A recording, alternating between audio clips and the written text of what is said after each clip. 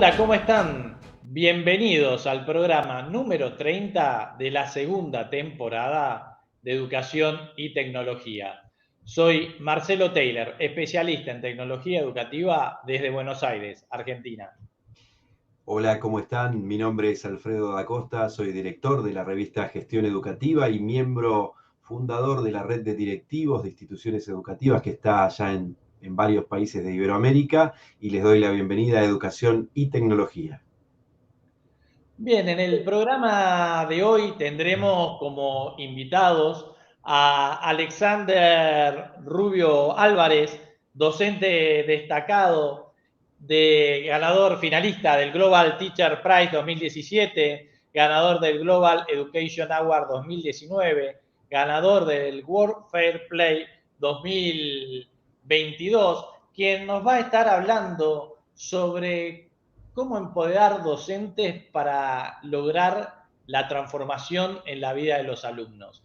Y estaremos hablando de un tema que venimos tratando habitualmente, que es la industria 4.0 y la educación, en este caso de la mano de Gabriel Marcelo Ortiz. Él es el gerente general de Pixar Argentina y nos va a estar contando sobre toda la transformación que ellos están haciendo en los equipos que se entregan para la transformación digital en las aulas en Argentina, como también de los procesos que se están utilizando para la fabricación y todo lo que tiene que ver con la robótica. Justamente por esto de que vamos a hablar sobre toda esta automatización en los procesos y lo mismo en base a lo que va a estar hablando de los software que desarrolla su empresa, es como decimos siempre, exhibimos en el escritorio aquellos productos que tienen relación con alguna pregunta que nos hicieron o con el tema que se va a tratar. Y por eso es que tenemos a los robots sociales educativos de CIMA, ya que el tema de robots va a ser parte de la charla. Y para mencionar un poco sobre cuando hablamos de los espacios creativos, de lo que tiene que ver con la robótica y el desarrollo de las capacidades y las habilidades, ya sea en robótica, inteligencia artificial, pensamiento computacional. Cuando tenemos estos tipos de espacios creativos como los Fab Lab CIMA, tenemos la posibilidad de ver manufactura digital, porque estos robots se hacen con impresora 3D. Como vemos, vamos a acercar la cámara, como vemos, la placa de atrás es la que se sincroniza con el celular que va adelante y le da vida a estos robots que pueden ser fabricados por los alumnos y empezar ahí todo este proceso de fabricación de robots, un tema muy apasionante y que vamos a estar viendo en el día de hoy. Entonces, por eso tenemos a los Fab Lab CIMA, a los robots CIMA, perdón, como ejemplo de lo que es el armado de una fábrica de robots a través de los Fab Lab CIMA en nuestros institutos o en nuestras instituciones educativas. Él también, como siempre, hablando de robots, nos acompaña los productos de Tommy. El Tommy 7 es un asistente que también se convierte en un asistente virtual del docente y corrige exámenes, controla la asistencia de los alumnos, tiene realidad aumentada, puede escribir en la pizarra, puede mandar mensajes a los padres notificándole sobre cómo salieron en los exámenes los alumnos. Entonces, bueno, Tommy 7 se convierte también en un asistente virtual que acompaña en las clases a los alumnos, y utilizando un poco de todas estas tecnologías innovadoras que vamos a estar hablando. Y los lentes del Oculus, que bueno, hemos hablado de economía sintética, todo lo que se empieza a mencionar y hablar en este protoverso, el metaverso y lo que vendría a ser la economía 5.0. Y bueno, en la educación hoy en día, en estos espacios creativos, hablar de realidad virtual, de entornos en 3D y todo lo que tiene que ver con la capacitación inmersiva forma parte también hoy de lo que es la transformación digital en el aula. Así que por eso nos acompañan estos elementos hoy en la charla que vamos a estar dando con nuestros invitados. Y Alfredo, hablando de todo este tipo de transformaciones, de metodologías, de pedagogía, tecnopedagogía. Estuviste en Uruguay la semana pasada y ¿de qué se estuvo hablando? Estuvimos en Uruguay, nosotros somos partner oficiales de Design for Change, que es un movimiento educativo mundial basado en pensamiento de diseño para educación, y una vez por año se hace la celebración anual en donde se juntan todos los países y cuentan. En realidad los protagonistas no somos nosotros, sino que son los estudiantes, son los chicos, quienes protagonizan el evento, lo conducen y demás. Y en Uruguay este movimiento lo lleva a cabo, lo administra el mismo gobierno del país a través de su plan, un plan exitoso y realmente caso de estudio a nivel internacional, que es el Plan Ceibal. Dentro de ese contexto, Uruguay fue sede y fue sede Malasia, en realidad se dividió en dos, y bueno, se desarrolló este evento de cierre anual en donde se contaron, los chicos mostraron todo lo que habían trabajado, utilizando pensamiento de diseño para desarrollar proyectos de impacto social, tanto comunitario, familiar, escolar también, y siempre midiendo impacto. Realmente es un movimiento educativo que sigue creciendo, que en su momento se crea en la India y Howard Gardner lo lleva a Estados Unidos, a Harvard, y hace una investigación de impacto, y eso empieza a crecer a partir de esa investigación de impacto y de los resultados positivos que tiene. Y bueno, y esto fue lo que vimos allá en Uruguay. Por eso el miércoles de la semana que viene ya comprometimos al gerente de formación docente del Plan Ceibal para que venga y cuente un poquito acerca de cómo capacitan a los docentes en tecnología y educación en este programa de la semana que viene, ¿no? Perfecto, o sea que el programa que viene tendremos al director de capacitación que Martín se Rebur llama. es uno de los gerentes, es el gerente en realidad de formación docente del Plan Ceibal en Uruguay. Perfecto, bárbaro. Alexandra, te sumaste al programa. Bueno, ¿qué novedades hay con Documa? ¿Están dando capacitaciones ahora? En qué etapa están? Bueno, muy buenas tardes. Como siempre, un gusto acompañarlos acá desde Colombia en este programa que ha ido tomando cada vez más fuerza y que efectivamente yo creo que es de los programas que tiene invitados más interesantes en el sector educativo en Latinoamérica. Así que bueno, un gusto para todos. Efectivamente, en este momento en Documa nos encontramos haciendo formación docente, porque como todos sabemos, se nos viene ya el 2023 y es fundamental saber cuáles son esos retos, esos desafíos y cómo armar nuestro plan de innovación en las aulas para el 2023. Y estamos en esa tarea porque creo que también nos hemos dado cuenta que a veces es, ¿sabes? Como que uno piensa, tengo que transformar la educación, tengo muy en global, son demasiados retos. Y algo que nos hemos propuesto para el año que viene, así muy fuerte desde Documa, es acompañar a los docentes, a las instituciones educativas, para que puedan hacer esa transformación paso por paso, ¿no? A través justamente, como decía Alfredo, de metodologías de diseño y diferentes metodologías que le permitan ya bajar a un plan específico estas transformaciones en las instituciones, pues a los directivos, pero también a los docentes, porque a veces da tanto miedo es por eso, ¿no? Porque es algo tan grande que no se sabe cómo iniciar, cuál es el norte. Entonces, estamos ahora, hemos estado en ese proceso, estuvimos también esta semana en Barranquilla con la Universidad Simón Bolívar, en un encuentro de docentes del CAEP, que es un centro de innovación de maestros, también generando sinergias allí. Y creo que es el objetivo ahora a final de año, ¿no? Y es organizar el plan de innovación para el 2023 y a 5 años. Así que en eso estamos en Documa y preparándonos para el congreso que es 25 y 26 de mayo en Querétaro, México. Así que los que estén interesados para inscribirse para participar con sus empresas o como docentes o como ponentes, pues vamos a estar abriendo las inscripciones muy pronto. Esas son todas las novedades. Y a la última que se me olvidaba, vamos para Argentina pronto. Así que bueno, ahí con nuestros amigos estaremos haciendo, ya les estaremos comentando qué acciones vamos a hacer en Buenos Aires para que podamos sincronizarnos y hacer un cierre de año bien bonito de este espacio. Perfecto, seguro. Así que en breve estaremos con Alexandra acá en Argentina organizando algún acto para cierre del año del programa. Bueno, hablando de Colombia, vamos a dar paso a nuestro invitado Alexander Rubio Álvarez. La clase digital, un puente entre la educación y la tecnología. Desarrollo, comercialización e implementación de soluciones tecnoeducativas. Pizarras digitales, laboratorios digitales, robótica, pantallas interactivas, software, plataformas, bibliotecas y todo lo necesario para la transformación de la educación. La clase digital Argentina-Paraguay.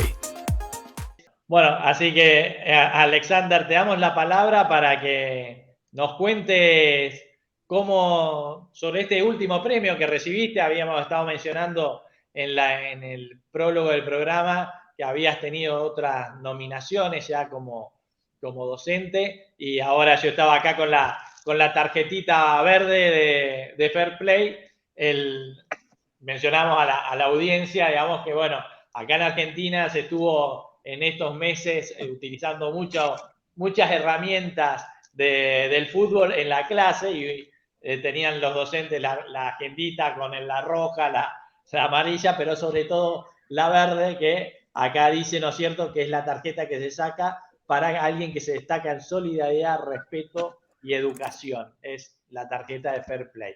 Y bueno, Alexander ha sido ganador, y bueno, y para darte ya paso para que nos cuentes todo más allá de los premios, esto que estábamos comentando, de que vinieron docentes ganadores del premio Maestros que Inspiran,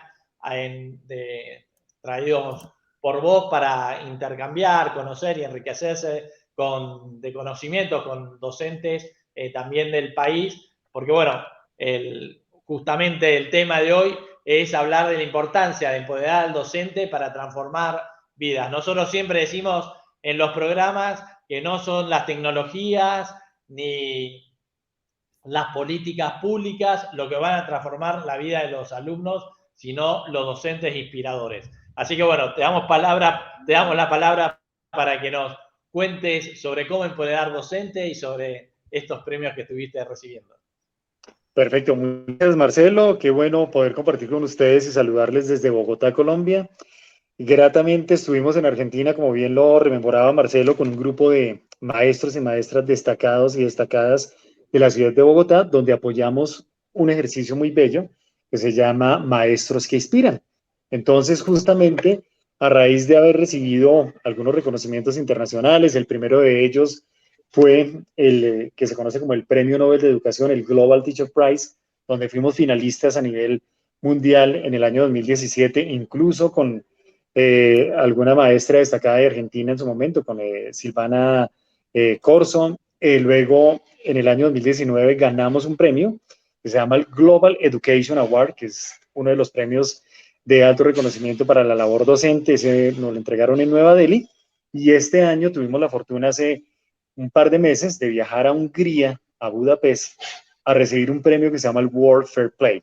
El World Fair Play consiste en el Comité Olímpico Internacional, tiene los Juegos Olímpicos, donde a nivel deportivo los ganadores en las diferentes disciplinas son reconocidos con medalla de oro, plata y bronce, pero a su vez, cuando los deportistas genera alguna acción que tiende a ser reconocida, les voy a dar un ejemplo. Un competidor que por temas políticos le impiden competir con otro deportista de otro país que por temas políticos les impiden esto, y estos deportistas, más allá de cualquier tema de incidencia política, lo hacen en el plano deportivo, es decir, participan porque el deporte está por encima, son reconocidos con estos premios, o por tener propuestas de honestidad en la cancha, por ejemplo, que le hayan dado alguna medalla, un reconocimiento, y que él sabe que no es el que hizo la mejor acción, sino el que estaba detrás de él, entregan ese reconocimiento, o para acciones o hazañas que en este caso congregan a multitudes en temas de buen vivir, en temas de reconocimiento, en temas socioemocionales, como el caso particular, mi caso, que es el trabajo de una propuesta que ya ha llegado a 25.000 niñas, niños y jóvenes a través del cuerpo y a 16 países. Entonces fue reconocida como una de las propuestas ganadoras en el World Fair Play, que lo da el Comité Olímpico Internacional, con una asociación que siempre, a raíz de la historia desde Pierre de Coubertin, ha premiado estas hazañas o acciones que, digamos, que en un deporte no se podrían estar catalogadas, sino en acciones de convivencia y de impacto para la vida. Ahí tuvimos la oportunidad de recibir ese premio, incluso estamos ahí con trofeo, con la publicación del World Fair Play, y fuimos invitados a esa gala en Hungría, lo cual pues nos llena de mucho orgullo, porque en Latinoamérica es importante generar este tipo de acciones, y el trabajo que ustedes están aportando desde el plano de la tecnología, la incidencia del pensamiento que hace referencia al pensamiento computacional y a otra serie de acciones de la educación para el siglo XXI, están en consonancia con el trabajo que hacemos nosotros desde el cuerpo, porque en últimas el cuerpo es la herramienta primordial que nos va a permitir generar esos procesos de creación. Entonces compartimos con mucho orgullo ese premio que recibimos en Colombia, pero que es para toda Latinoamérica y bueno, para todas nuestras latitudes, donde son reconocidas desde buenas prácticas, desde el juego limpio y desde la socioemocionalidad y la convivencia. Y aquí estamos listos para también compartirles otra de las tantas experiencias que hemos desarrollado, que ha sido el apoyo a maestros y maestras destacados en su labor, con temas de STEAM, temas de tecnología, con temas de generar prácticas en educación rural, con temas de robótica, con temas de cuerpo, con temas de medio ambiente. Y al reconocer esas prácticas, pues lo que logramos es que estén visibilizadas, es decir, reconocemos a los maestros, los ponemos en evidencia, mostramos lo que se está realizando y empiezan ellos a ser reconocidos a nivel nacional, que fueron los que llevamos a Argentina, pero también a nivel internacional. Entonces, muchos de nuestros maestros ya han sido reconocidos en otras, en Iberoamérica, en otras instancias, desde el trabajo pedagógico con la comunidad, donde puede uno decir que hay como 3 elementos fundamentales que han generado una buena práctica pedagógica, que incluso la que llevo yo desde el cuerpo ha tenido esos 3 elementos en consonancia. El primero, tener pensamiento divergente, que es clave. Y el segundo elemento fundamental es generar unas acciones de reconocimiento. Están demostradas por las investigaciones que tenemos, incluso a nivel mundial, que cuando los maestros se destacan, se reconocen y se les da un estatus social, la práctica pedagógica empieza a transformarse. Y el número 3, que ha sido fundamental, es generar todo ese prototipado. Nosotros en la pedagogía llamamos al prototipado generar conocimiento simbólico y generar incluso lo que se denominan publicaciones. Entonces, llevar el conocimiento del aula, el conocimiento de la práctica pedagógica, a que sea publicada, a que sea escrita, a que genere proyectos, a que generen socialización en revistas, pueden ser indexadas a nivel de libros también, o a nivel de los prototipados, que eso lo desarrollamos en unas propuestas muy bellas que aquí se denominaron desde hace muchos años el tema de las incitar, y que nosotros después en nuestro paso por el instituto lo denominamos Profes en Acción, y es posicionar a los maestros y maestras para que desde la labor que hacen, por ejemplo, si es desde las comunidades, desde la robótica, si es desde el cuerpo, si es desde la tecnología, si es desde la segunda lengua, puedan dar a conocer lo que están haciendo y generarles una vitrina, lo que llamamos una vitrina pedagógica, y un tejido en red, es decir, que puedan comunicarse y compartir su socialización y experiencia con maestros de Perú, con maestros de Argentina, con maestros de diferentes latitudes, porque encontramos que hay problemáticas comunes. Yo creo que ustedes se dieron cuenta que una de las problemáticas grandes que tenemos aquí es la conectividad, es que se le caiga a uno la señal, ahí ya se dan cuenta que hay un problema. Entonces, ese problema no es solamente aquí, sucede, por ejemplo, ayer con maestros de Perú, tuve una reunión con temas de innovación y haciendo una propuesta en el FONDEP de Perú, y allá hay un problema de conectividad. Y cuando uno lo mira en ciertas zonas de Centro y Suramérica, es latente. Hay otros problemas, son la cantidad de estudiantes. Otro problema particular, por ejemplo, es la accesibilidad a los procesos educativos. Otro problema que puede existir son las situaciones de violencia, situaciones de temas de socioemocionalidad que casi están latentes en Centro, Suramérica, no, incluso en Norteamérica. Ya hemos visto problemas de violencia en escuelas. En Centroamérica, en Suramérica, las hemos vivido y son problemas comunes que cuando uno construye desde las redes, se da cuenta que hay unas soluciones que se pueden generar. Por ejemplo, el tema de nosotros desde el trabajo del cuerpo ha sido aplicado en 16 países. Lo hemos podido replicar en México, lo hemos podido replicar en Chile, lo hemos podido replicar en países, incluso cuando hemos estado invitados a Yerevan, Armenia, Europa Occidental, o en Brasil, o en sitios como la misma en New Delhi, Bangalore, en India, donde empiezan a hablar con los maestros y a tejer red, y hay problemáticas comunes, pero que ya como hemos sido maestros divergentes, encontramos soluciones a esas problemáticas, que es, creo, lo que nos está uniendo el día de hoy. Educación para el siglo XXI, encontrar que así como hay un lenguaje global, así como el lenguaje del metaverso y el lenguaje que Michel Serres, el filósofo, denominaba en Pulgarcita, es el lenguaje común que es universal y que no ha podido ser superado desde la hoja porque la misma máquina, el mismo computador o el mismo celular tiene la conformación de la hoja y la escritura va de izquierda a derecha. Entonces, esos elementos son comunes para todos los maestros y maestras y esas problemáticas que podemos encontrar, les hemos hallado soluciones replicables que desde las tres fuentes de la investigación, la objetividad, la validez y la confiabilidad, no lo permiten. Y eso es importantísimo. Y otro elemento para dejar allí, que es lo que genera la educación para el siglo XXI, es las tres acciones de la competencia comunicativa. Generar capacidad de interpretar, generar capacidad de argumentar y generar la capacidad de proponer. Interpretar, argumentar y proponer. Nosotros lo hacemos desde el cuerpo. Interpretamos también las acciones que hay de los símbolos y de la violencia, los transformamos desde el argumento en herramientas técnicas que transforman y hacemos una propuesta pedagógica que tiene incidencia no solo en una escuela, sino en muchas escuelas a nivel de nuestra ciudad, de nuestro país e incluso a nivel mundial. Y bueno, entonces, maravilloso poder compartirles.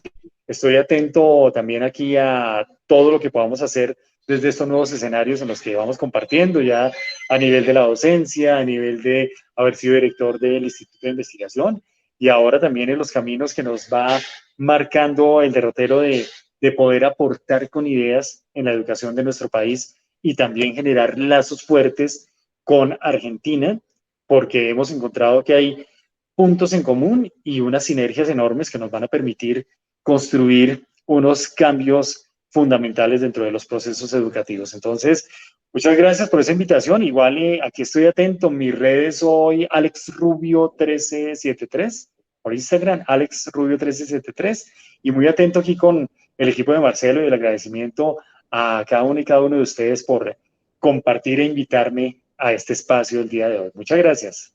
Bárbaro, Alexander. Igual, antes de pasar al próximo invitado, no sé, Alfredo, si le querés hacer alguna pregunta. Sí, vos sabés que escuchándote, Alexander, obviamente, como habrás escuchado al principio, yo también estoy trabajando en redes, en este caso de directores de escuelas. La pregunta obligada es cómo socializan estos proyectos, cómo se unen solamente a través de medios digitales o tienen reuniones presenciales y demás. Bueno, buenísima pregunta. ¿Cómo generar los procesos de socialización? Hemos encontrado algo así como 3 rutas. La primera ruta es que la acción escritural es fundamental, es decir, cuando tú escribes lo que estás desarrollando, tu proyecto, tienes un insumo, entonces este pasa a través de artículos, publicaciones, blogs y demás elementos. Un segundo que es fundamental es el trabajo en grupos, entonces los hemos agrupado en 13 líneas. Entonces, por ejemplo, los de línea de cuerpo, los de línea de STEM, los de línea de educación rural, ellos tienen como unos pequeños nodos de 10 o 15 maestros destacados donde comparten sus experiencias. Y la número 3, que es muy importante, es generar espacios como los foros, congresos o eventos académicos nacionales e internacionales donde pueden socializarse sus experiencias. Esto lo hacemos, por ejemplo, con comunidades universitarias donde la experiencia del profesor, para poner un ejemplo, el profesor de educación ambiental o educación rural, puede ir le abrimos el espacio, se genera el contacto con las universidades que tienen programas formativos en ciencias de la educación, o en biología, o en zootecnia, o en agronomía, y escuchan esas problemáticas con las soluciones que proponen los maestros, y eso se convierte en un espacio enorme donde ellos interlocutan, no solo a nivel nacional, sino internacional, y ya se construyen grupos enormes, que incluso empiezan a trabajar solos. No, lo que hace es generar como la sinapsis, la ruta sináptica, que ya empieza con el estallido de conocimiento. Ya a los 6 meses tú ves que han organizado propio congreso, que están organizados para hacer publicaciones, que están organizados para hacer encuentros, que tienen anualmente 2 o 3 encuentros donde muestran sus propuestas, y eso teje maravillosamente. Y la red, también fundamental, generan autogestión para conseguir recursos, pero claro, también hay unos espacios que logramos liderar aquí y crear en Bogotá, donde hay un pequeño recurso que les ayuda a suplir, por ejemplo, si van a hacer un congreso y tienen que invitar un ponente internacional, que puedan costearlo con los pasajes, con los tickets, o que se les prestan las plataformas para que hagan ese tipo de encuentros. Entonces, son muchas formas. Ustedes también tienen unos procesos muy interesantes que ahí podemos ir tomando ideas para compartir y hacer diálogos en común para generar esas sinergias, que sería la palabra clave allí para la socialización en redes. Sin lugar a dudas, lo que decís es muy interesante, coincido con lo que decís, esa sinergia y ese diálogo permanente se tiene que dar, y bueno, contá también con la revista Gestión Educativa como una manera de difundir, de divulgar lo que ustedes están haciendo. Perfecto. Maravilloso. Bien. Bueno. Ahí tendremos espacios para compartir a través de las publicaciones, por supuesto. Bien, bueno, entonces vamos a dar igual ahora sobre el final, vamos a volver a hacer un resumen y volver a hablar con Alexander, pero vamos a dar paso a nuestro segundo invitado. La clase digital, un puente entre la educación y la tecnología. Desarrollo, comercialización e implementación de soluciones tecnoeducativas. Pizarras digitales, laboratorios digitales, robótica, pantallas interactivas, software, plataformas, bibliotecas y todo lo necesario para la transformación de la educación. La clase digital Argentina-Paraguay. Gabriel Marcelo Ortiz, gerente general de Pixar, una empresa argentina que fabrica equipos y desarrolla soluciones de software, no solo para cubrir las necesidades del país, sino que cubrir internacionalmente a través de requerimientos y licitaciones internacionales. Quien está en un proceso bastante interesante en cuanto a la transformación digital de su espacio digamos, de la fábrica, con la incorporación de robot y toda la última tecnología para el armado de los equipos que hoy se utilizan en como decíamos, los distintos programas que hay tanto en las provincias como a nivel país o en otros países. Así que bueno, le damos la palabra a él para que nos cuente sobre la industria 4.0 y la educación. Bienvenido, Gabriel. Hola, Marcelo. Hola, ¿cómo están todos? Te agradezco, Marcelo, a vos y a tu equipo esta oportunidad de poder hablar y contarles un poquitito qué es lo que hacemos. Bueno, en Pixar siempre trabajó en la parte educativa, en equipos educativos, desde hace más de 15 años, ¿no?, que empezamos con esto.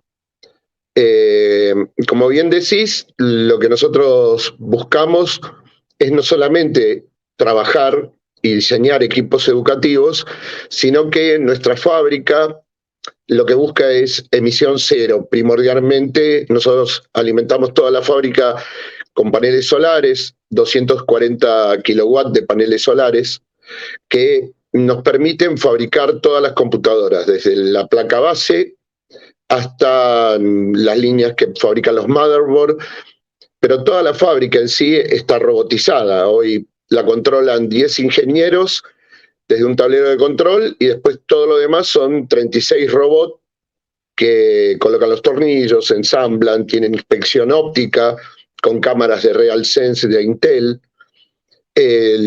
Cada una de las piezas y las partes llega desde el depósito desde AGB. Todo está controlado, digamos, cada proceso de producción se carga en un tablero y todo eso empieza a funcionar desde la logística interna, que lo mueven los forklift, que están guiados por láser, hasta que llegan a las líneas de producción y los robots los empiezan a tomar, lo colocan dentro de la línea de producción, los robots atornilladores atornillan, los que tienen que colocar los flex los colocan y van pasando por diferentes módulos donde hay diferentes robots que van continuando con la operación. Para llegar al proceso de, digamos, de testeo, que tampoco lo hacen personas como se hacía antes, que es tocando las teclas o escuchando el sonido, sino que también son robots que lo que hacen son como ruedas que van sobre el teclado y cámaras que ven cómo se van pintando las teclas que se presionan. Además de todo eso, hay cámaras que ven si no hay píxeles muertos en la pantalla, si la placa Wi-Fi está dando la potencia suficiente para el equipo que fue diseñado, el volumen, el micrófono, la cámara, todo se va completando, pero todo automáticamente, no hay personas en esos procesos. Hay ingenieros nada más que lo que hacen es, si la línea de producción se para, una cámara RealSense detecta dónde está parada la línea de producción y se acerca para ver cuál es el problema, ¿no? Si, no sé, un atornillador, la punta está rota o hay un tornillo que en la tolva quedó trabado, pero después no hay ninguna persona prácticamente colocando piezas en las computadoras. Todo eso pasa a través de un proceso de AOI, que es un proceso de inspección óptica, y después pasa a la parte de packaging, donde hay 9 robots que lo que hacen es envasar cada uno de los equipos en la caja, colocar la fuente, colocar el cable, colocar el manual, cerrar la caja, pasa por un termocontraíble, eso va a una línea posterior donde la máquina pasa como en un ascensor, se eleva a 3 metros de altura y va directamente hasta el depósito, donde hay otro ascensor que la descarga, un brazo robot que la zapila y después directamente el forklift que lo lleva a colocar en cada una de los pallets que corresponden para el envío. Todo eso hay un sistema WMS que lo pueden monitorear directamente de la logística en los televisores. Y ahí vemos en un tablero de control la cantidad de equipos que estamos sacando, las fallas que están teniendo, para hablar con el proveedor de medidas correctivas. Por ejemplo, detecta que hay un 10% de cámaras que no funcionan y lo avisa. Bueno, esa es la parte de ensamble que tenemos, ¿no? Después hay una parte de el diseño del motherboard, donde tenemos, bueno, 2 líneas de producción, Panasonic, con horno Heller, donde directamente hacemos toda la placa, el diseño de la placa, el montaje de los circuitos, todo completo. Y en la parte de diseño de software, lo que hacemos es la programación del BIOS o de la UEFI, para que todos los programas educativos, si nosotros decidimos que sean residentes, el alumno no los pueda borrar. O sea, por más que formatee la máquina, los programas siempre están. Y los sistemas de seguridad, de antirrobo y de geoposicionamiento o sistemas contra supresión de identidad que están dentro de la computadora electrónicamente colocado dentro de la UEFI para que no se puedan remover. Más o menos en una síntesis de lo que hacemos, ¿no? Después el delivery y todo lo demás se maneja prácticamente todo automático porque recibe la orden de pedido del sistema WMS, manda la línea de producción, hasta que sale de la línea de producción, se carga en el camión y se entrega. O sea, es un ejemplo bien práctico de lo que venimos hablando acá siempre, decimos, ¿no es cierto?, la problemática de que la educación, digamos, se debe ayornar a la realidad para lo que se debe enfrentar con sus capacidades básicas y sus competencias básicas que desarrollen los alumnos, ¿no? A vos, todos estos procesos que mencionabas, prácticamente no hay intervención de la mano humana, del recurso humano, salvo aquel con alta capacitación, digamos, como los ingenieros que van a controlar distintas partes del proceso en la que están las máquinas. En base a esto, digamos, vos que estás metido en el corazón y estás nutriendo a todo este proceso de transformación y cambio de la educación en Argentina y en América Latina, ¿qué le dirías a los docentes de cuál es el camino a seguir para que estos alumnos que hoy se están formando salgan con estas competencias básicas que demanda el mercado? Bueno, a ver, hay una discusión que tuvimos nosotros hace mucho tiempo que era, bueno, nosotros ponemos una fábrica de computadoras para generar puestos de trabajo. Y la realidad es que yo no estaba muy de acuerdo, porque nosotros los puestos de trabajo que generamos es para que la gente que ha estudiado no se vaya del país buscando nuevos rumbros, ¿no? Creo que todo me lo expresó un técnico mío cuando un día me dijo, yo pensé que para ver toda esta maquinaria yo me iba a tener que ir del país. Eso me demostró que íbamos por el camino correcto. Ahora bien, nosotros normalmente recibimos, creo que mañana tenemos una visita de 60 alumnos de escuelas que vienen a visitar la fábrica, y durante el mes normalmente recibimos unos 200 alumnos que vienen de visita a la fábrica, que vienen, tienen como una especie de desayuno, ven todas las líneas de producción, ven cómo se sueldan, cómo sueldan los equipos robotizados. Los docentes están, la municipalidad nos acompaña muchísimo en ese proyecto de que las escuelas vean cómo se fabrican las computadoras. Ahora están viniendo los últimos años, ¿no?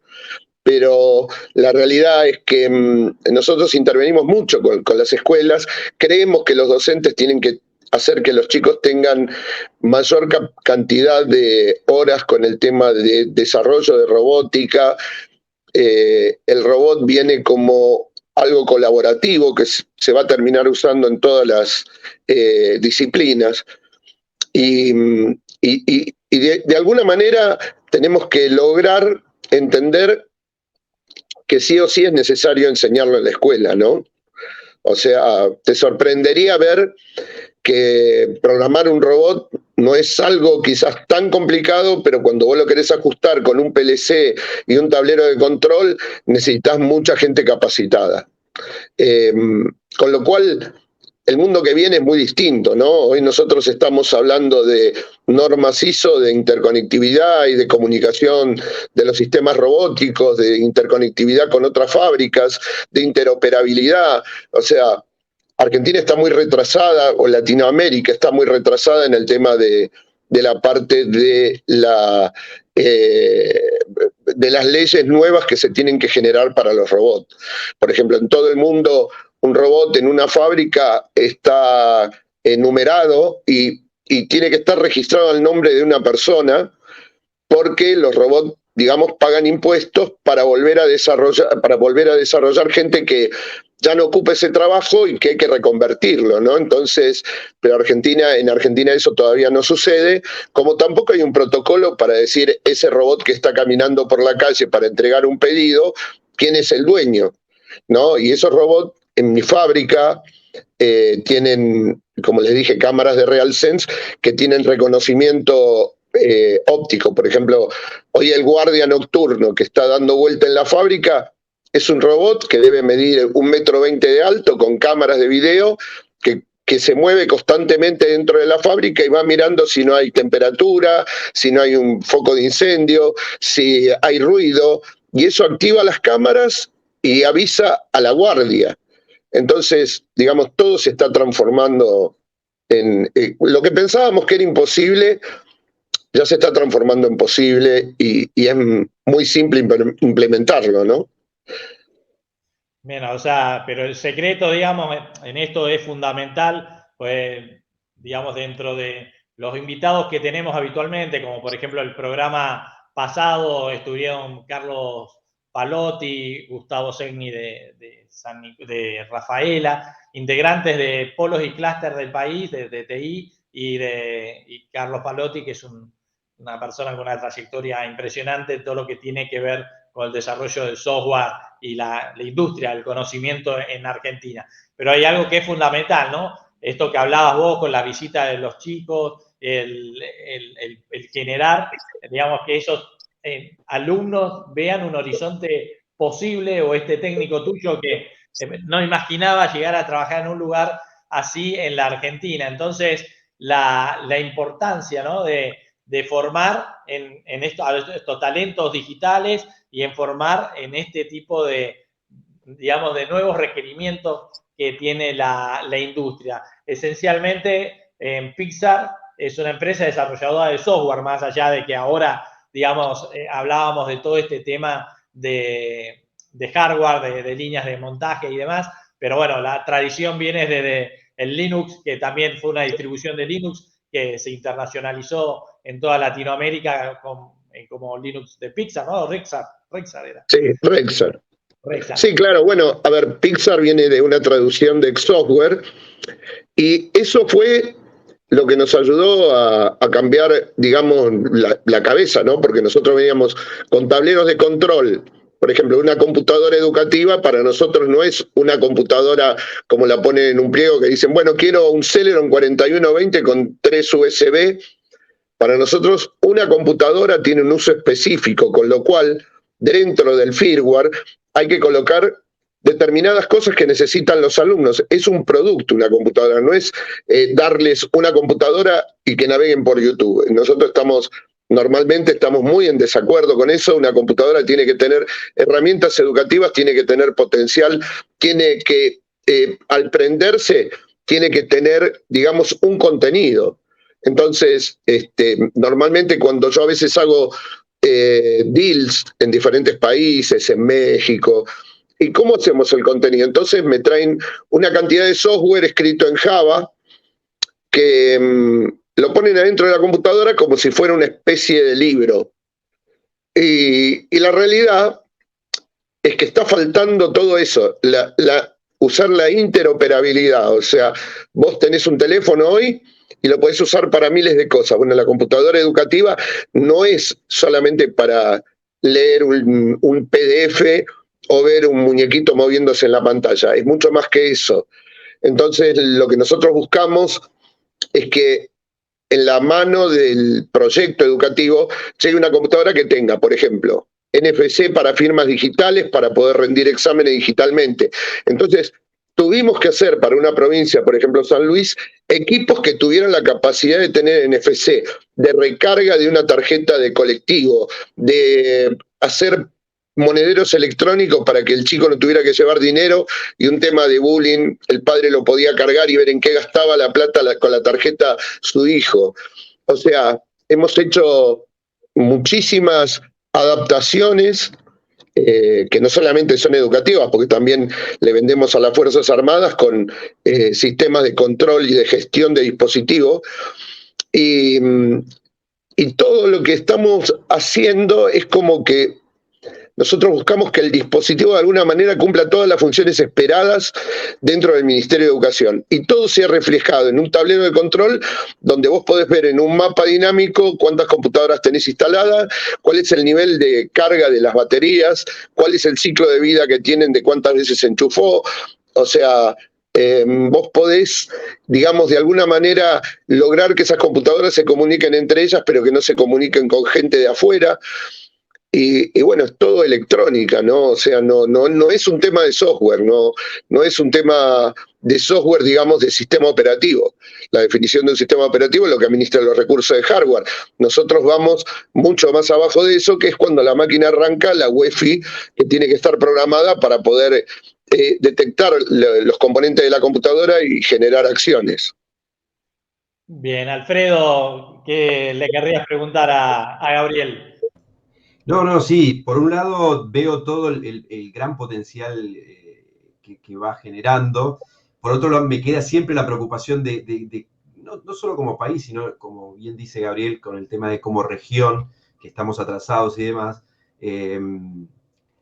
Nosotros capacitamos, formamos, educamos un montón de chicos y ¿cuántos de esos chicos van a tener posibilidad de ingresar, no digo a la fábrica de Gabriel, sino a las que haya disponibles en ese momento?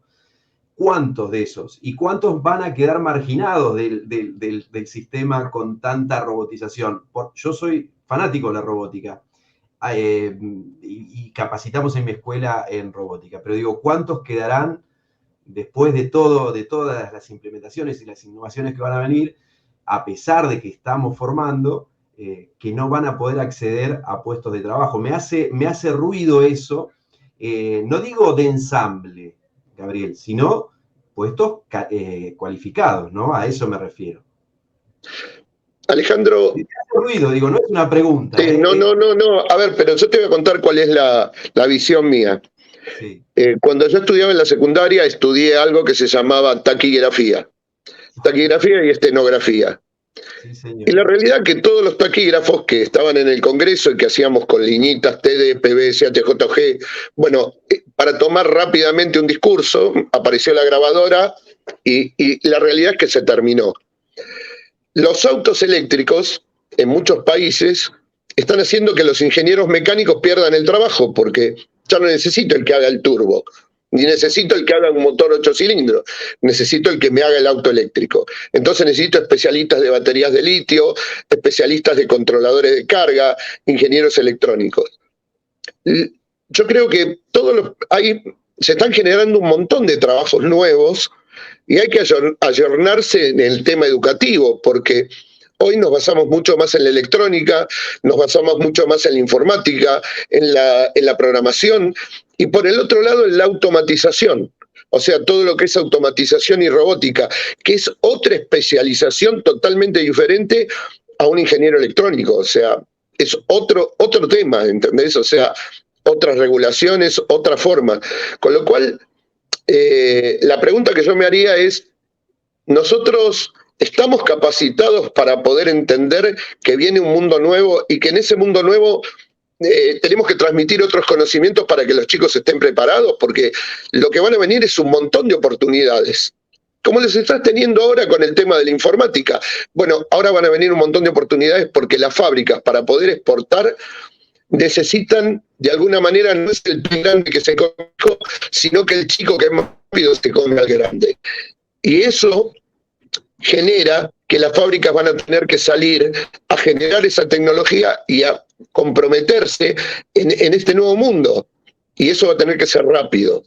Y va a haber y se va a necesitar mucha gente para hacer eso. ¿Sabes por qué te digo la preocupación esta? Porque vos sabés que la educación, en el mundo educativo cuesta la implementación de cambios, no importa cuál, digamos. Los cambios son muy lentos. Entonces, escuchándote, digo, bueno, se abre una oportunidad y un problema de cómo resolver esa oportunidad de manera más dinámica, de manera más ágil, siendo más rápidos, como decías vos, más... hoy hay todo un replanteo, o tendría que existir mayormente un replanteo en el ámbito educativo en cuanto a la rapidez, a la agilidad, a la manera rápida de responder a las demandas o a los cambios que estamos teniendo en el contexto. Un poco es eso, como reflexión. Yo no quiero... Alexander, ¿cómo ves el tema y cómo se vive en este tipo de transformaciones ahí en Colombia? Aquí en Colombia, justamente el año anterior estuvimos haciendo una estadística y más o menos se van a requerir 20.000 profesionales en estas nuevas profesiones. Es decir, nosotros nos acostumbramos a los médicos, a los abogados, a los ingenieros, pero ahora hay 20.000 posibilidades de trabajo en carreras que nosotros no nos imaginábamos que fueran a existir, ¿no? El creador de lo que se llama ciberseguridad, el community network, bueno, otras tantas. Pero yo tengo una pregunta que estaba, cuando pienso en educación, a nosotros nos formaron con unas habilidades que fueron muy estáticas, es decir, de pronto poca adaptabilidad.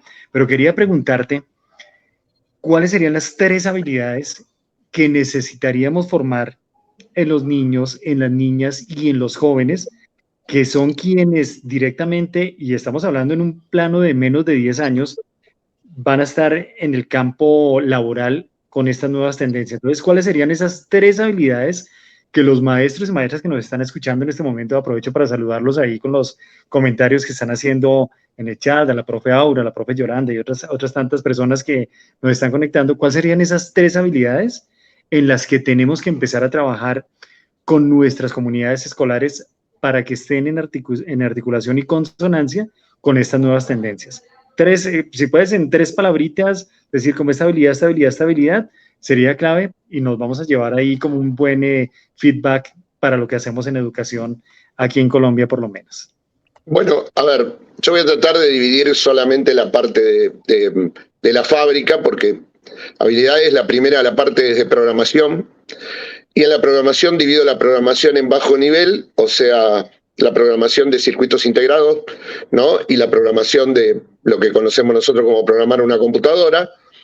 Esas son habilidades básicas, pero después hay también, la realidad es que hay mucha matemática, mucha lógica y metodología, o sea, leyes de Morgan, tautologías, todo eso que se necesitan entender, porque la lógica y la estructura de la programación no es solamente aprender programar un lenguaje de computadora, sino también metodología y lógica, o sea, no sé, si P entonces Q y Q entonces P, entonces P o Q entonces P, y todo eso nos hace tener un pensamiento lógico de cómo mover ese brazo de robot o cómo armar una línea de producción, o sea, todo es lógica y metodología. Con lo cual esa parte también me parece que es algo muy importante. Y también una de las cosas que nosotros vemos con el tema de la parte de inspección y de óptica, todo lo que es geometría y geometría vectorizada, eso también es importante. Obviamente no es para los chicos de la primaria, pero sí tiene que estar incorporado dentro de las carreras, así como química o como matemática, principios de vectorización y de metodología y de lógica y de programación. Eso es lo que creo que deberíamos tener un poco dentro de las carreras. O sea, yo te diría, Alexander, en base a lo que hablabas al principio de lo que hacen ustedes, o sea, o lo que haces vos en particular, con trabajar sobre el cuerpo y trabajar sobre uno mismo, ¿no? Esto que decimos de ser más STEM. Acá a veces hemos invitado a Pablo Aristizábal, que es un creador de contenidos, un pensador, un educador, y él nos decía algo fundamental, ¿no? Que a mí me quedó particularmente, que digamos, podemos hacer todo lo que quedamos en la parte de robótica, o sea, hacer los maker space, esto que yo decía, estos espacios creativos, pero que los alumnos, digamos, lo primero que tenemos que lograr, que crean en sí mismos, que se empoderen ellos, ¿no? Que tengan autoestima, que tengan su propio conocimiento de sí mismo y su propia confianza en sí mismo. Porque esencialmente, si no, decía nosotros que si no creen en ellos, es muy difícil que logren imaginar algo, porque van a pensar que eso que están pensando está mal, que está... Entonces, trabajar mucho en el ser para potenciarlos y que tengan confianza en ellos mismos, ¿no? Que un poco lo que vos nos decías en relación a esta formación docente y de alumnos, de estos 25.000 alumnos, que hablabas. Perfecto, muchas gracias. Y es decir, las 3 habilidades que nos propones y la esencial que no se puede perder, que es la socioemocional, el conectarse consigo mismo, porque si tenemos personas que creen en sí mismos, son capaces de proponer herramientas nuevas y pues más allá de todo el tema tecnológico que va a estar presente, la esencia humana desde la creatividad, desde el empoderamiento, desde la otredad, desde la empatía, desde generar procesos que rompan las estructuras tradicionales, pero conservando la esencia del ser, son fundamentales. Muchas gracias. Por ahí había una pregunta en el chat que para los niños en educación preescolar, pero creo que ya diste la respuesta, es claro, manejarles algo del proceso, allí empiezan las habilidades de tener muchas exploraciones y capacidad de adaptabilidad. Creo que ese es el secreto, ¿no? La modificabilidad cognitiva que propone Feuerstein es fundamental, que estemos como unas esponjitas creando sinapsis para adaptarnos y proponer muchas cosas. Gracias por las respuestas. Bien, bueno, ya se nos acaba el tiempo, así que vamos a ir a las reflexiones finales. O sea, recordamos a la audiencia que el programa de Educación y Tecnología se ve por el canal 524 de Flow TV, que es Somos Rafaela, los sábados 13:30 y los domingos 12:30. También sale por el canal Documa de Colombia, por TIC TV de Paraguay, por el grupo de Paola Rodríguez, clases virtuales de Paola Rodríguez de Paraguay, con más de 10.000 integrantes del grupo. También sale por todos los canales de gestión educativa y la red de directores de instituciones educativas. Y aparte van a poder encontrar en educacionytecnología.com.ar los programas del ciclo 2021 y del ciclo 2022. Bueno, y vamos a las reflexiones finales, Alfredo. Mirá, escuchando a Gabriel contando de manera bien práctica cómo funciona una fábrica, cómo se trabaja a través de los procesos, que es muy interesante escucharte. Yo agregaría para cerrar, una habilidad que creo que tenemos que, como docentes, trabajar en nuestros alumnos, y es la adaptabilidad. El contexto cambia de manera permanente, entonces tenemos que lograr ser buenos adaptándonos al contexto. Creo que la adaptabilidad es una buena habilidad a trabajar en nuestras clases. Perfecto. Alexander, ¿tu reflexión final? La reflexión final está en retomar todo lo que nos aporta el cuerpo, que es la capacidad de ser resilientes, de ser empáticos, de lo socioemocional, pero con 3 líneas importantes: modificabilidad cognitiva, construcción de nuevos procesos y rutas sinápticas, y una tercera que es creatividad e innovación. Esas serían. Muchas gracias. Bárbaro. Gabriel, ¿tu reflexión final? Bueno, antes que nada, mencionaste una persona que es muy amiga mía, que es Pablo Aristizábal, y muchas veces hemos tenido estas charlas de... Yo creo que la palabra ingeniero viene de ingenio, y lo que tenemos que lograr es despertar ese ingenio que tienen los chicos con el juego, para que el día de mañana lo apliquen, porque yo tengo 60 años y todos los días que llego a la fábrica, para mí cada cosa que veo es algo que me sorprende y es un juego, ¿entendés? Y no hay que perder nunca esa habilidad de jugar con la ingeniería y con las cosas nuevas y con la electrónica, y no hay que tener miedo de diseñar. Creo que eso es lo más importante, o por lo menos lo que yo veo de todo este proceso, que somos grandes y seguimos jugando, ¿no? Y todos los días aprendemos algo nuevo. Bárbaro, bueno, perfecto. Muchísimas gracias, Alexander, Gabriel, por habernos dedicado este tiempo para compartir con la comunidad de docentes que nos sigue. Y bueno, este material que va a quedar en las redes, más allá del canal de televisión, va a quedar en las redes para que se pueda compartir y difundir estas reflexiones y estos pensamientos. Nos estamos viendo entonces la semana que viene. Hasta la semana que viene. La clase digital, un puente entre la educación y la tecnología. Desarrollo, comercialización e implementación de soluciones tecnoeducativas. Pizarras digitales, laboratorios digitales, robótica, pantallas interactivas, software, plataformas, bibliotecas y todo lo necesario para la transformación de la educación. La clase digital Argentina-Paraguay.